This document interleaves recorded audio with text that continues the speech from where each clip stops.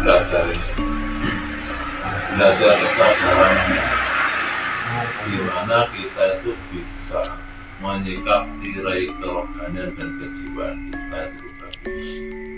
Makanya di dalam suatu pembelajaran kesejahteraan kita ini benar-benar kita jejak jumeneng.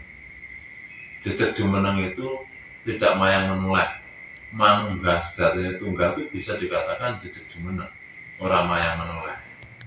Itu bisa diterapkan dalam satu hidup dan kehidupan kita.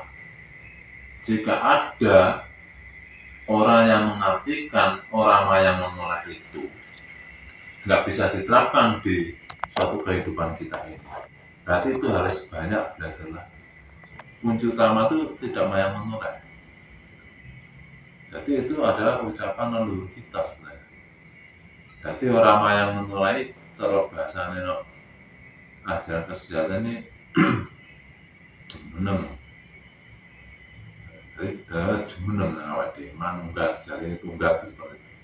Jumeneng lan piyambak madhep mantep apa yang menjadi inisiatif kita. Nah di situ kita harus memahami benar-benar di situ belajar kesejahteraan itu. Makanya dalam satu ajaran kesejahteraan gimana kita tuh bisa benar-benar menyikapi kerohanian dan kejiwaan kita ini. Karena kita harus memahami yang dikatakan kerohanian dan kejiwaan itu. Sering saya berbicara pada saudara-saudara ini, saat makhluk berwujud cahaya, itulah yang disebut jiwa atau nafsu. Saat jiwa atau nafsu punya kehidupan, itulah yang disebut roh atau hawa nafsu. Dari situlah sangka jasmani kita itu dimulai. Jadi saya ini bukan jasmani dan saya pun bukan cahaya. Makanya cahaya di atas cahaya menempatiku, kegelapan di atas kegelapan menempatiku. Aku ada di luar juga di dalam, dan sebaliknya demikian juga. Aku ada di dalam juga ada di luar. Tapi itu terlalu tinggi untuk bagi sampai yang baru. Bingung kan itu. Tapi dengan berjalannya waktu, kalau memang kita tuh benar ingin nama amalu biniat bahasa Arab ya kan, niatnya kuat, niat insunnya kuat, tidak mungkin kemungkinan alam semesta akan merespon dengan baik. Karena sebelum kita tuh memayu hening bawon, kita memayu hening pribadi, memayu hening sesama, baru memayu hening bawon. Baru benar-benar kita bisa rahmatan lil alamin. Kalau kita masih ada dalam satu kehidupan kita ini, belajar kesejahteraan kita ini, masih ada keraguan sedikit pun, ada ragu sedikit pun saja, itu belum Pak. Apalagi keraguan itu saja belum. Saya sudah pernah menyampaikan di saudara-saudara lain, ada ucapan, ada ketek, ada kontek, ada angan-angan, ada menang. Cek tomanek kang tadi pengerancangi urip atau pengerancangi hati ini urip kalau diri. Karena dalam satu kehidupan kita itu urip itu ada yang memiliki. Maka disinilah kita belajar bersama-sama ini gimana supaya kita tuh memahami apa yang dikatakan sejati itu. Sejati itu yang sebenarnya. Kalau kita belajar sejati yang sebenarnya, apa yang kita lakukan ini nyata-nyata harus kita kerjakan, kenapa enggak? Jadi belajar kesejahteraan ini yang kita babar itu mengajarkan leluhur kita sendiri, punya mbah-mbah kita sendiri, gitu. Bukan punya siapa-siapa. Tidak punya mbah dewe, tidak punya keraguan. Mendingan kita nggak belajar, gitu. Ini yang perlu diingat-ingat. Jadi kita ini semakin kita masuk ke dalam diri kita semakin jujur. Kita tidak ada kata-kata itu keraguan tidak ada. Jadi kita hidup di dunia ini sama, hembusan napas kita tuh masuk dan keluar, ya. Seperti kita, kalau kita ini diberi, kita harus bisa memberi. Hukum alamnya seperti itu. Jadi apapun yang kita makan hari-hari ini, mau sayuran kacang, mau kangkung, mau apa saja, kenapa kita makan, kita masak, kita kembalikan ke alam lagi, ke habitatnya lagi. Dan itu pun akan bermanfaat pada binatang yang lainnya juga. Itu hukum alamnya seperti itu. Makanya kalau kita tuh benar-benar bisa masuk dalam kategori kehidupan ini, kita akan dikatakan urip-uruk, ya kan? Urip ini urip. Jadi kita tuh bisa mencerahkan merasa podo pada urip. Ya, karena adanya urip-urip awak dhewe karena kita beraga jasmani. Nah, awak dhewe tanpa raga jasmani kita ini ya ora iso urip urip, enggak iso. Karena modal utama adalah raga jasmani. Dalam kesejahteraan kita ini pelajarnya maca raga, olah raga lan ngomong. Itu makanya saya ingin mengerti untuk tata seperti ini. Tidak tahu apa yang sampai bawa di dalam sanubari sampai itu nanti bisa sampai tanyakan ke apa. Karena tujuan kita untuk belajar kesejahteraan ini, kita belajar bersama-sama, saling mencerahkan, saling asah, dan saling melengkapi. Jadi kalau kita tidak paham dengan suatu ajaran kita ini, kita tanyakan.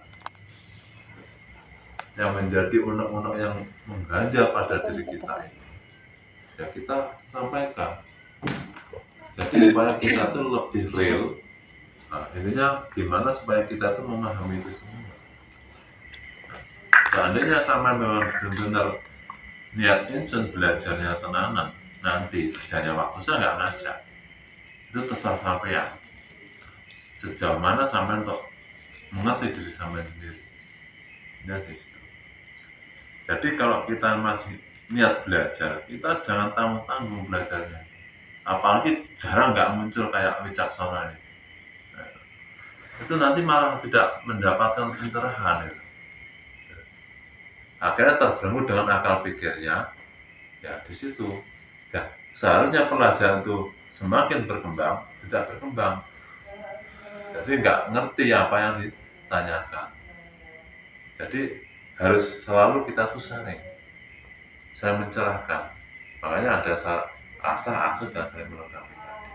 Ya, gunanya di sini sebagai ada bimbingan di Perkumpulan Kumambara Ketemu Nusantara, ada cabang-cabang ini sebagai ketua harus benar-benar bijaksana. Seandainya pun kebijaksanaan itu masih belum real, anggota pun wajib menyampaikan itu.